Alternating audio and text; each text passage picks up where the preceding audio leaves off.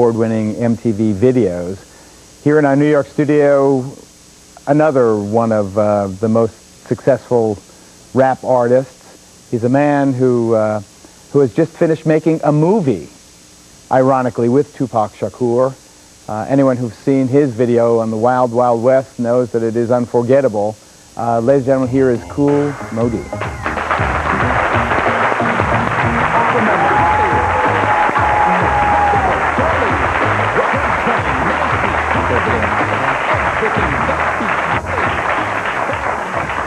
So, what was the title of the film you guys were working on? Ironically, gang-related. Gang-related. Was it about the life? No, not at all. Actually, it's two undercover cops that Tupac and Jim Belushi play.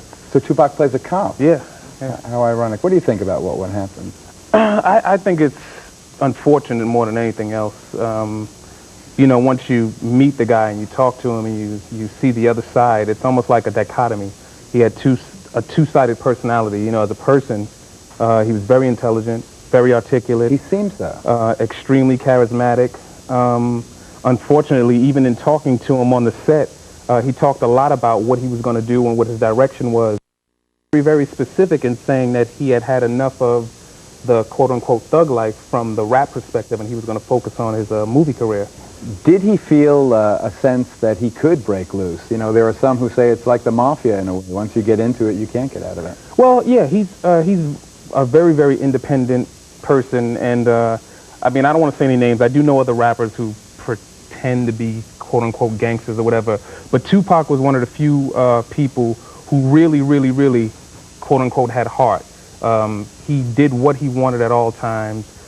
He was influenced a little bit by his entourage, but if it was something that he was going to do, it was nothing that was going to stop him. Can I ask you a question? How did the movie executives react toward Tupac? I mean, he did in his life, despite his charisma and his obvious intelligence, and even his education. He seems such a literate person. He did have a kind of a menacing attitude when he wanted to. Were they afraid of him? No, I think, to be very frank, in the very beginning, I think they attached him to the project just because of the heat factor, you know, visibility. It's Jim Belushi starring in it, and Tupac is a co-star. It's James Earl Jones and Dennis Quaid, myself, and Lela Rochon, so they have a nice cast. And I think they were looking at the marketability of his selling ability and the visible, what he brings to the party, so to speak, or brings to the table in terms of visibility. But on the other hand, you know, behind the scenes, you know, and I don't know if you, well, I'm sure you know how Hollywood business works with insurance and things like that.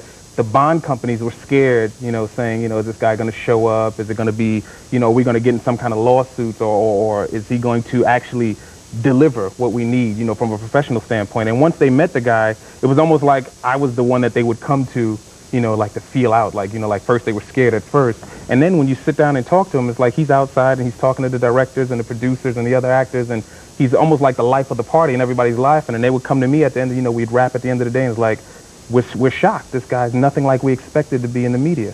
Were you shocked? Was that your basic reaction when you heard the news? Oh, completely shocked, because we just wrapped the movie 2 weeks ago, and we were talking about doing the soundtrack. He was doing the soundtrack for the album, for the movie, and you know, we were going to do the soundtrack together. And ironically, we were talking about the pros and cons of doing the record for a movie called Gang Related. And my only reservation was, I think that you're a product of the company you keep. And on the one hand, I was excited to work with them and do the record, but on the other hand, just in terms of, you know, the quote-unquote death row and the gang violence or the gangster rap persona reeks, I didn't know if I really wanted to participate from that end. So we were having conversations and discussions about how we approach that, you know, because that's the antithesis of what my image was. And to do a song title called Gang Related is like, how will we approach this? Do you have a theory on what caused this homicide? No, I think, well, I do have a theory, not a real popular one, but I think that a lot of artists, especially artists, young African Americans coming up from the street, we're not looking at the bigger picture, and we're not taking it serious as we should. When you get to a point where you're making millions of dollars and you have lots of exposure, you have to be very careful about the company you keep. So when the media plays into it, or when the media gets involved, they're only concerned with what's going to sell the story. Some guys had a fight in Vegas? No. Tupac? Oh, okay. Some guys that were with Tupac had a fight. That's what sells it. And I think entertainers and athletes, and especially young rappers, we need to start looking at the bigger picture and understand that this is a big business, this is our life, this is our livelihood, And we are responsible for the images that go out there. And our entourage, we have to be responsible for who we're going to travel with also. Okay. Much more with this intelligent and articulate man, Kool Moe-Dee, and Coolio, a good friend of ours in this program. We investigate this whole question. Is thug